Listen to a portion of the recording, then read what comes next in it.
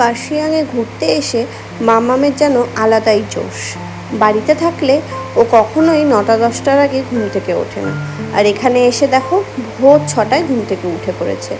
একদিক থেকে ভালোই হয়েছে, ও উঠে যাওয়াতে ওর পিছু পিছু আমিও উঠে গেছি, তাই এত সুন্দর একটা ভিউ এনজয় করছি। এখন বাজে ভোর 6টার মতো।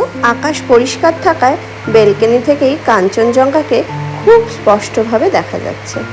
এরপর আমরা ব্রেকফাস্ট করে আজকে একটু ঘুরতে বেরোবো। তো চলো তোমাদেরকেও সঙ্গে নিয়ে নিই।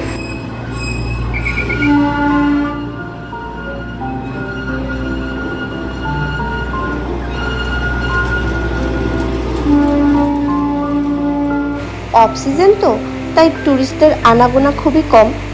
তাই এই টয় ট্রেনটি একটি বগিতে মাত্র 2জন ট্যুরিস্টকে নিয়ে ঘোরাঘুরি করছে। যাই হোক, এরপরে আমরা একটি গাড়ি বুক করে চলে এলাম ভিক্টোরিয়া মেমোরিয়াল স্কুলে। স্কুলটা দেখতে অদ্ভুত সুন্দর, সত্যি বলছি। তবে এখানে এক্সাইটেড হয়ে এসে এই দূর থেকে দাঁড়িয়ে একটি স্কুল দেখা ছাড়া আর কিন্তু কিছু করার নেই। স্কুলের বাইরে এই রাস্তাটা দিয়ে নানান রকম স্পটে কিন্তু যাওয়া যায়। এছাড়া আর এখানে করার মতন কিছুই সেরকম দেখলাম না। তো এই সামন দিকে একটা ঝালমুড়ি কাকু ছিল, তার থেকে ঝালমুড়ি কিনে কিছুটা সময় এখানে কাটিয়ে নিলাম। আমাদের এখানকার স্কুলগুলিও যদি এতটা সুন্দর হতো তাহলে সত্যি বলছি এক্সাইটেড হয়ে অন্তত স্কুল দেখতে যেতাম না। আর ভূত দেখতে পাওয়ার যে ব্যাপারটা, সেটা একটু পরেই বলছি। আগে মামামের একটি ভিডিও দেখে নাও। মামাম এটা হাই করো তো। খিচিং ও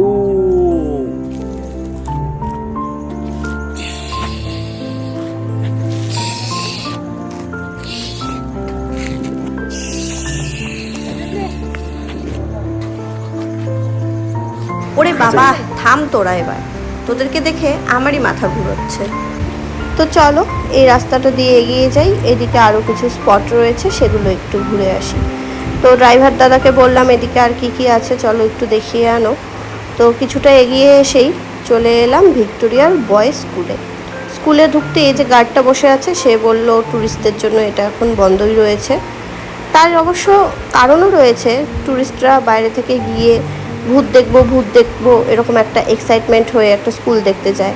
আর সেখানকার তো অনেক কচিকাচা বাচ্চারা থাকে, তারা ট্যুরিস্টদের এরকম পরিস্থিতি দেখে একটু ভয় পেয়ে যায়। তো যেই কারণে এখন সেটা ট্যুরিস্টদের জন্য বন্ধ করে দিয়েছে।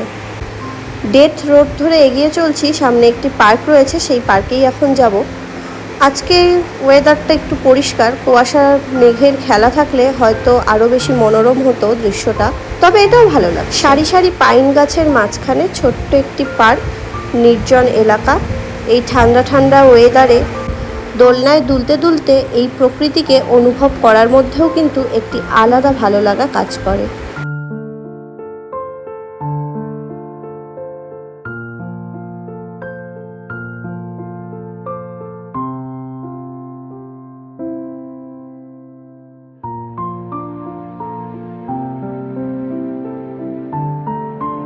ফেরার পথে চলে এলাম ডাউ হিল ফরেস্টে। এই জায়গাটা কিন্তু আমার বেশ ভালো লেগেছে, ট্যুরিস্টদের জন্য কি সুন্দর করে সাজিয়ে রেখেছে। চড়াই রাস্তা তো, তাই রাস্তার পাশে পাশে বসার জন্য কিন্তু জায়গা করা রয়েছে, যাতে অসুবিধে হলে একটু জিরিয়ে নেওয়া যায়।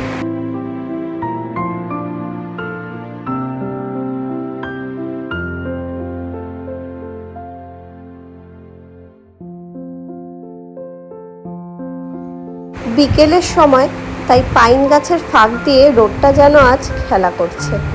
পাহাড়ের ওয়েদারের এটাই কিন্তু একটা মজা।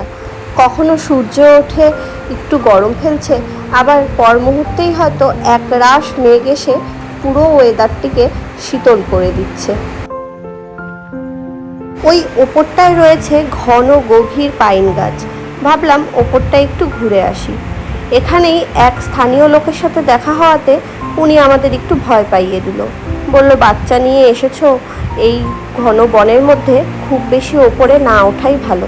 থাক বাবা, শুনে তো ভয় পেয়ে গেলাম, বাচ্চা কাচ্চা নিয়ে এসেছি, আর গিয়ে আজ কাজ নেই।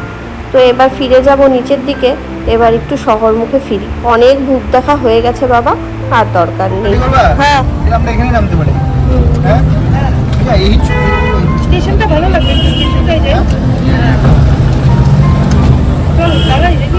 বেশি রাত হয়ে যায়নি, তাই ডিসাইড করলাম কার্শিয়াংয়ের যে টয় ট্রেনের স্টেশনটা রয়েছে সেখানে বসে কিছুটা সময় কাটাবো। স্টেশনের পাশেই দেখলাম একটি সুন্দর বেকারি, তো সেখান থেকে যার যার পছন্দ মতো একটু খাবার তুলে নিলাম। ওখানে খাবার দাবার খেয়ে এই স্টেশনে বসে বসে বেশ অনেকটা সময় কাটিয়ে দিলাম।